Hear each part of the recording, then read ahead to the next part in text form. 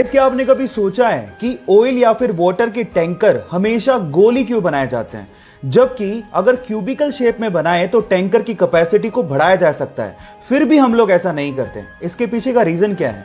Don't worry, मैं आपको बताता हूं। उसके पीछे का रीजन ये है कि जब भी किसी लिक्विड को किसी बॉडी में कैरी किया जाता है तो वो लिक्विड बॉडी के कॉर्नर्स में बहुत ज्यादा प्रेशर बनाता है, जिसकी वजह से कॉर्नर्स के क्रैक होने की संभावना बढ़ जाती है और लिक्विड वहां से लीक भी हो सकता है। इसके विपरीत अगर बॉडी गोल हुई तो वहां पर कोई कॉर्नर होते ही नहीं है, तो क्रैक कहां से होगा? इसके अलावा जो गोल टैंकर्स होते हैं वो ट्रक को एक लो सेंटर ऑफ ग्रेविटी प्रोवाइड करता है, जिससे टैंकर और ट्रक की स्टेबिलिटी बढ़ जाती है। आपको ये इंटरेस्टिंग फैक्ट जान के कैसा लगा? चैट सेक्शन में लिखना मत भूलिएगा। ये जो आलू चिप्स आप लोग खाते हैं उसके पैकेट्स को देख के आपको ये अक्सर लगता होगा कि कंपनी वाले पैकेट्स में सिर्फ हवा भर के बेच रहे हैं, इसमें चिप्स तो नाम मात्र के होते हैं और ये हमें ठग रहे हैं। लेकिन जिस हवा के बारे में आप लोग कंप्लेन करते हैं ना, वो नॉर्मल हवा नहीं होती, उसमें नाइट्रोजन भरी जाती है।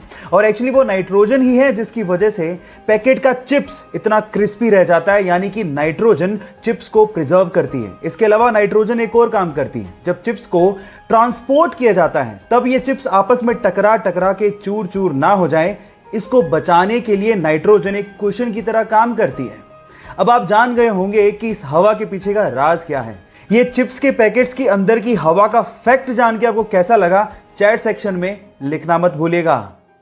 कांच इंसान के द्वारा बनाया गया सबसे खूबसूरत मटेरियल है, लेकिन क्या आप जानते हैं कि कांच को मिट्टी यानी कि रेत से बनाया जाता है? जी हां, आप ठीक सुन रहे हैं, कांच को रेत से बनाया जाता है। लेकिन ये इतना आसान नहीं है।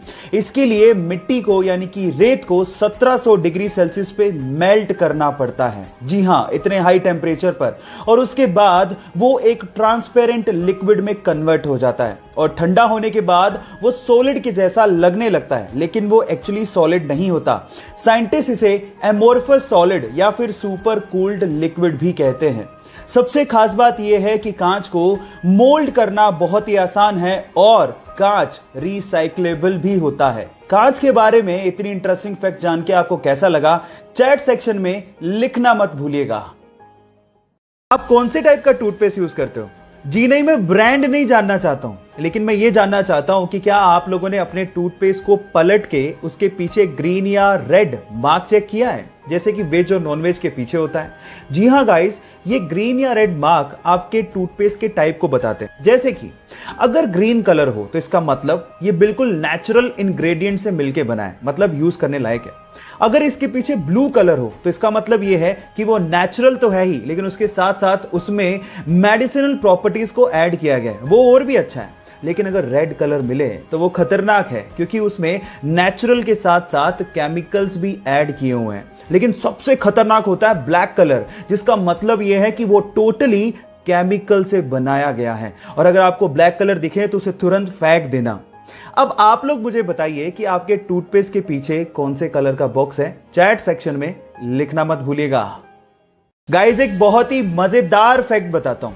स्वीडन का एक शहर है जिसका नाम है एस्किलस्तुना, और वहां की गवर्नमेंट ने वहां के भिखारियों पर लाइसेंस फीस लगा दी है। इसका मतलब यह है कि अगर वहां के भिखारियों को भीख मांगनी है तो उन्हें 21 पाउंड यानी लगभग 1800 रुपए देके एक लाइसेंस खरीदना होगा, जिसकी वैलिडिटी मात्र 3 महीने है, और उसके बाद ही वो वहां पे भीख मांग पाएंगे।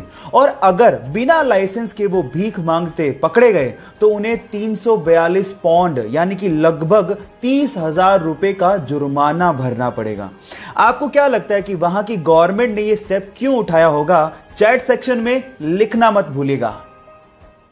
गाइस, क्या हो अगर आप किसी इंसान की किडनी अपने अंदर ट्रांसप्लांट करवाएं और उस इंसान की यादें आपके अंदर आ जाएं? क्या ऐसा मुमकिन है? जी हां, ऐसा मुमकिन है। इस पूरी ही दुनिया में बहुत सारे ऐसे केसेस हुए हैं जहां पर किडनी ट्रांसप्लांट कराने वाले लोगों को वही विचार, शौक या आदतें आने लगती हैं जो कि अंगदान करने वाले इंसान की थी। और इसे देखते हुए वैज्ञानिकों ने एक थ्योरी दी है। वैज्ञानिकों के अनुसार हमारी बॉडी के हर एक सेल के पास अपना एक छोटा सा दिमाग होता है, जिसमें वो यादों को स्टोर करके रख सकता है। इसे देख के तो यूं ही लगता है कि अभी बहुत सारी ऐसी चीजें हैं जिन पर से पर्दा उठना बाकी है, जिसका जवाब विज्ञान को देना है। आपका इसके बारे में क्या कहना है? चैट सेक्शन में लिखना मत भूलिएगा। ये घटना है तमिलनाडु के पोथुगुड़ी गांव की, जहां के रहने वाले करपू नामक एक लड़के के घर के पास पूरे ही गांव का स्ट्रीट लाइट का मेन स्विच था। जैसे ही शाम होती वो स्विच को ऑन करता और पूरे गांव में रोशनी आती।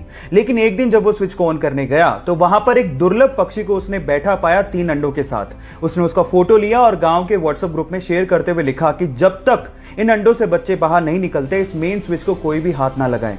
गांव वालों ने आर्गुमेंट किया, लेकिन उस लड़के ने हार नहीं मानी और गांव वालों को समझाते हुए पूछा कि बचपन में जिन पक्षियों को आप लोगों ने देखा था क्या वो आज दिखाई देते हैं। तब गांव वालों को समझ में आ गया कि इन पक्षियों को लुप्त होने से अगर हमें बचाना है तो हमें जागना होगा। उसके बाद से लगातार 35 दिनों तक गांव वालों ने मेन स्विच को हाथ भी नहीं लगाया और गांव वाले अंधेरे में रहे जब तक कि उन अंडों से बच्चे बाहर नहीं आ गए। और ऐसा करके गांव वालों ने इंसानियत को जिंदा रखा। आपको ये सुन के कैसा लगा, चैट सेक्शन में लिखना मत भूलिएगा।